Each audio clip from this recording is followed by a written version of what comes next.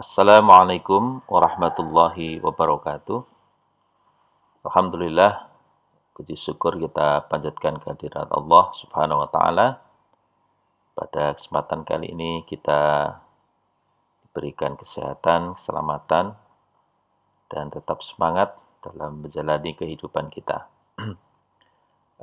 Teman-teman sekalian, kita lanjutkan materi kita pada kesempatan kali ini. Kita masuki bab pertama dari mata kuliah pendidikan anti korupsi, yaitu tentang pengertian korupsi.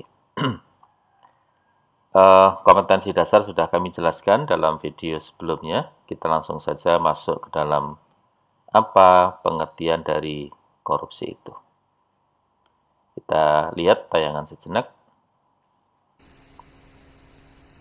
Menyalahgunakan jabatannya, mencari keuntungan yang lebih besar dari suatu pekerjaan kita, dia merugikan orang lain. yang menjual pupuk lebih dari harga resmi, ya maling gitu. Sama dengan menghambat pemerataan pendidikan. Ambil haknya orang lain, ya salah. Gua nggak tahu siapa pelakunya, tapi itu pemerintahan. Itu ada legislatif, ada yudikatif, ya, ada eksekutif. Itu mereka lah. Orang korupsi dan teroris itu sama kejamnya.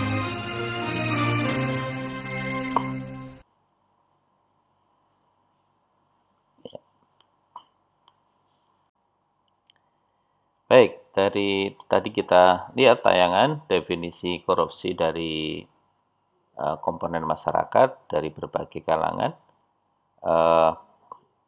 Secara lengkap nanti bisa teman-teman lihat di Classroom. Sudah saya sampaikan file-file video untuk mendukung bab pertama ini, ya, untuk mendukung penjelasan tentang pengertian korupsi. Kita langsung saja masuk ke temanya. Apa itu korupsi? Jadi secara bahasa, ya, secara lughawiyah, ya, secara bahasa korupsi itu dari bahasa Latin, ya, corruptio atau corruptus. Ya. Dalam bahasa Inggris corruption, ya. Corruption juga dalam bahasa Prancis.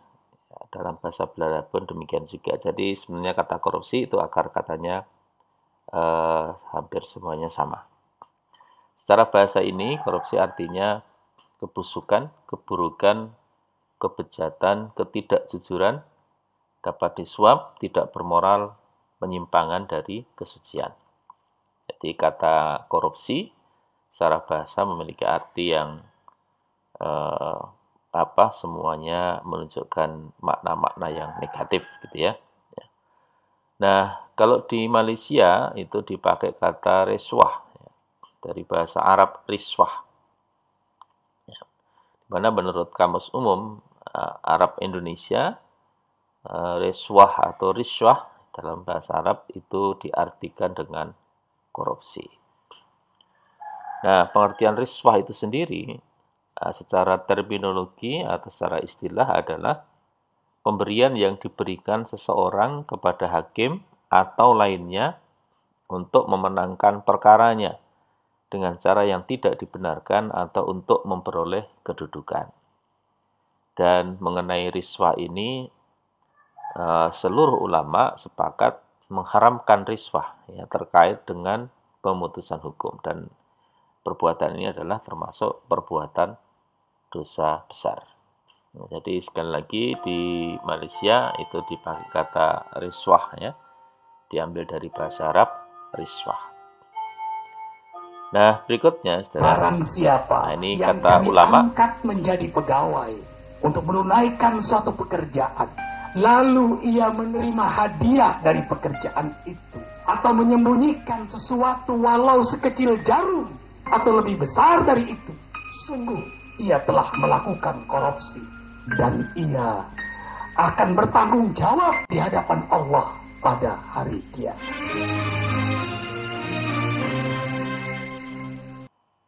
Ya, tadi itu video dari Ustadz Arifin Ilham, Allah yarham.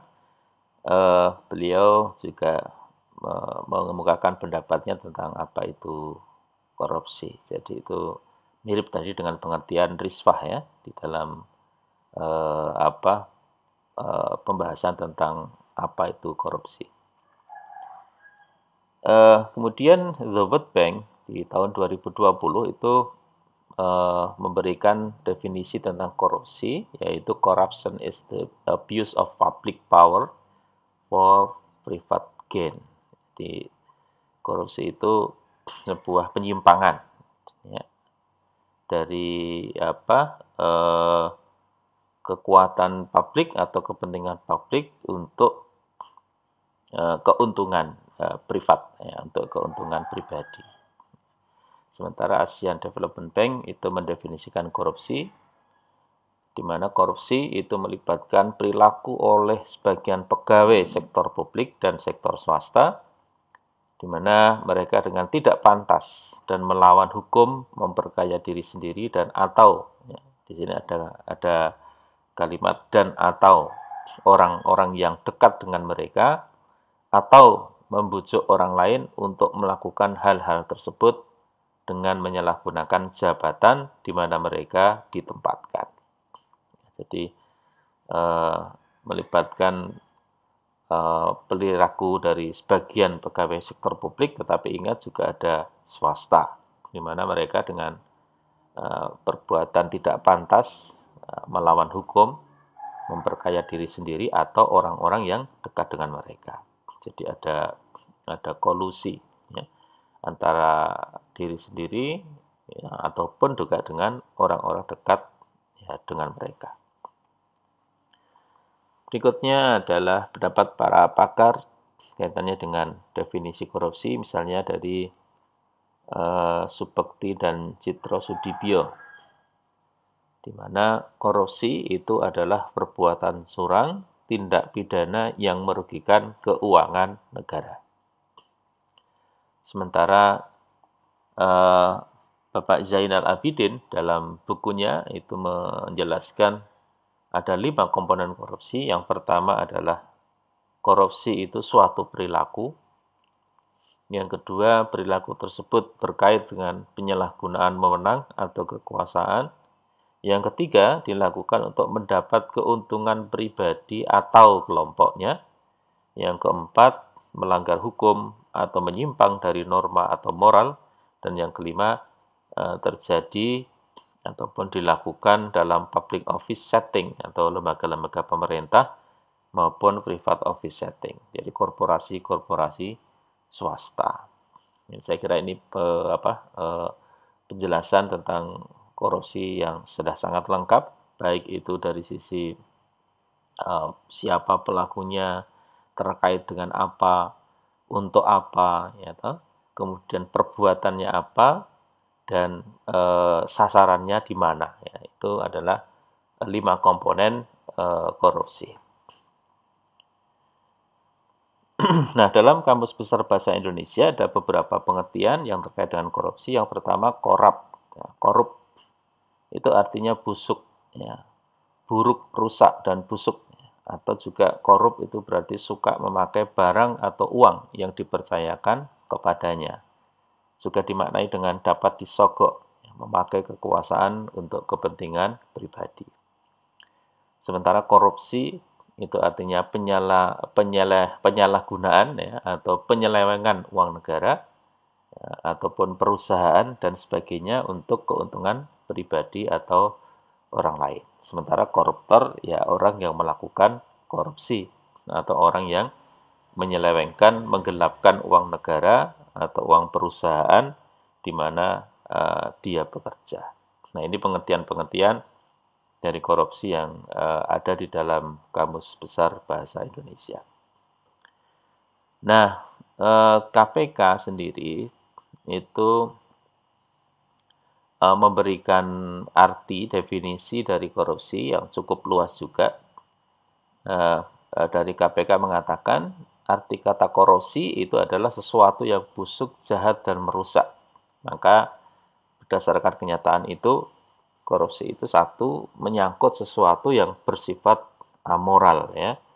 Sebetulnya istilah amoral ini, kalau kita kaji tentang makna atau asal-usul kata, amoral itu artinya netral ya. Sebenarnya yang tepat adalah immoral.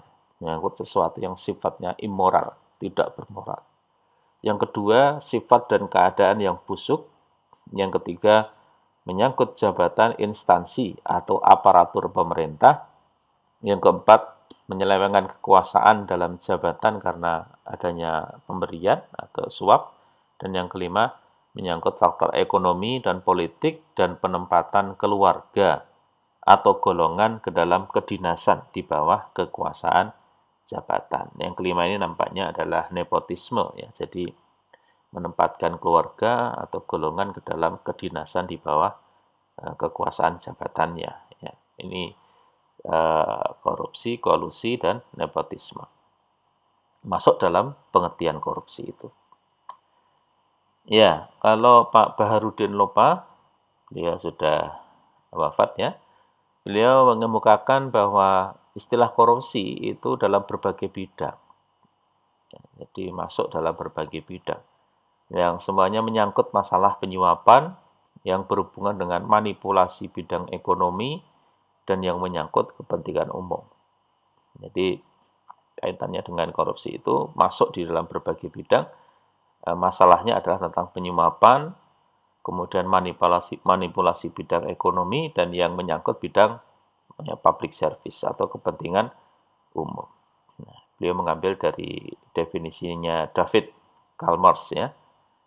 Financial manipulation and delusion injurious to the economy are often labeled corrupt. Nah, berikutnya masih kaitannya dengan korupsi. Apa itu korupsi? Ada lagi definisi dari Zainal Abidin. Ada dua jenis korupsi. Kalau dilihat dari besaran uang yang dikorupsi dan asal atau kelas para pelakunya. Yang pertama, bureaucratic corruption. Ya, di mana settingnya adalah lingkungan birokrasi dan pelakunya para birokrat. Nah, jenis korupsi ini sering disebut dengan petty corruption ya, yaitu korupsi yang dilakukan oleh para birokrat atau pegawai-pegawai rendahan, kira-kira begitu. Misalnya dengan cara menerima suap dalam jumlah yang relatif kecil dari anggota masyarakat. Ada uang rokok lah, uang lelah. Nah, itu petty corruption, korupsi pegawai-pegawai rendahan. Misalnya kalau kita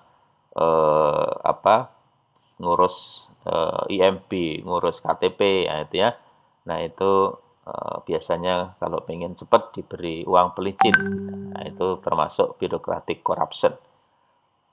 Yang kedua adalah political corruption. Ya, umumnya pelakunya itu adalah politisi, ya, ada di parlemen. Kemudian juga bisa para pejabat tinggi di pemerintahan, serta para penegak hukum di dalam maupun di luar pengadilan. Nah, jenis korupsi ini dikategorikan dalam grand corruption, ya. Jadi korupsi yang besar-besaran, yang uangnya juga nilainya besar, ya. Kemudian pelakunya itu juga memiliki kedudukan tinggi di masyarakat, ya, dunia usaha ataupun di pemerintahan. Ya, saya kira ini dua-duanya terjadi di negara kita. Ya, jadi kalau yang bureaucratic corruption itu barangkali kita temukan di kantor-kantor kelurahan, ya toh, di kantor-kantor kecamatan, ataupun di samsat, ya, ketika kita ngurus SIM dan lain sebagainya.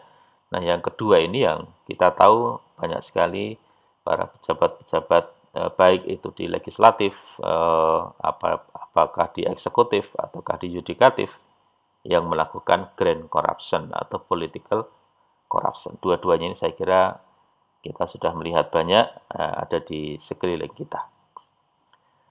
Kemudian tokoh reformasi Bapak Amin Rais itu mengklasifikasi korupsi menjadi beberapa bagian. Yang pertama, beliau menyebut ada korupsi ekstortif, ya, yaitu sogokan atau suap yang dilakukan pengusaha kepada penguasa. Ya, ini lagi rame-ramenya ya. Sekarang musim pilkada, Menteri Koordinator Polhukam kemarin Pak Mahfud mengatakan bahwa calon-calon pilkada yang akan mengikuti kontestasi pilkada tahun ini 80 3%-nya itu dibiayai oleh cukong-cukong, kira-kira begitu. Nah, jadi ini yang disebut dengan oligarki. Sogokan atau suap yang dilakukan pengusaha kepada penguasa.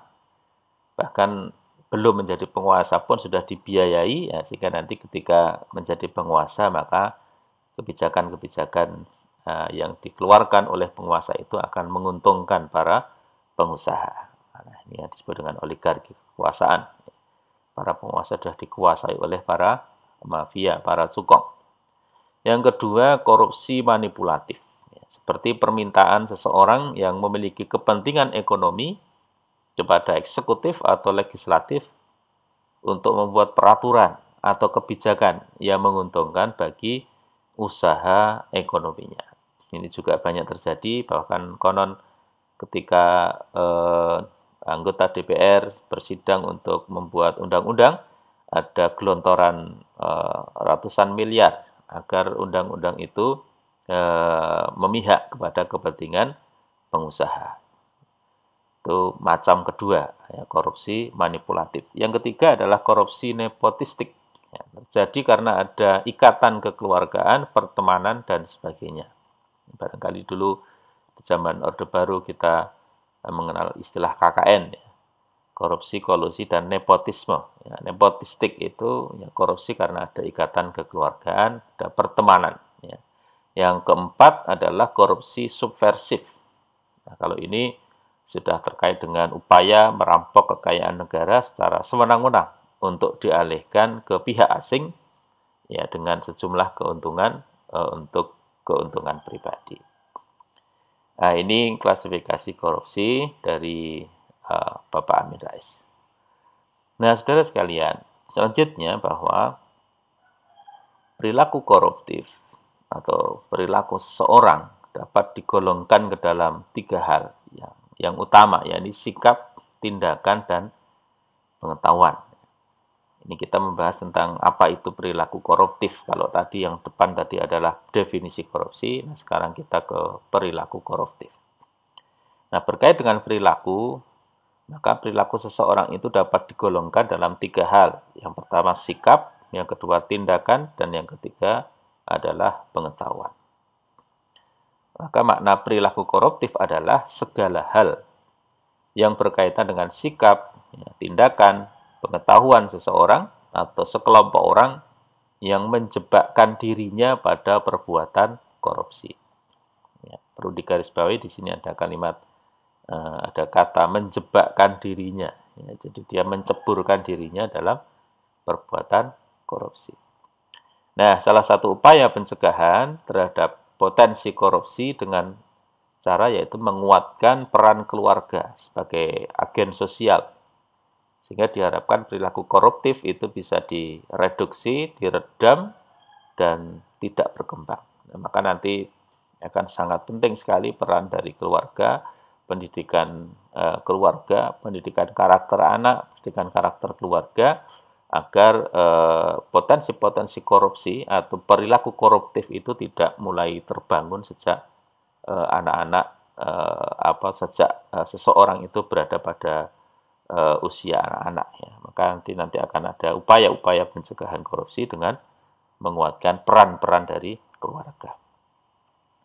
Nah, demikian pula kebijakan dari KPK, ya, pendidikan anti korupsi ini juga tidak hanya diberikan pada level pendidikan tinggi, namun nanti juga akan diberikan pada level pendidikan menengah, ya, kemudian atas, SMA, SMK, ya, kemudian juga sekolah dasar, bahkan nanti sampai kepada pendidikan anak-anak usia dini, ya, PAUD dan TK. Nah,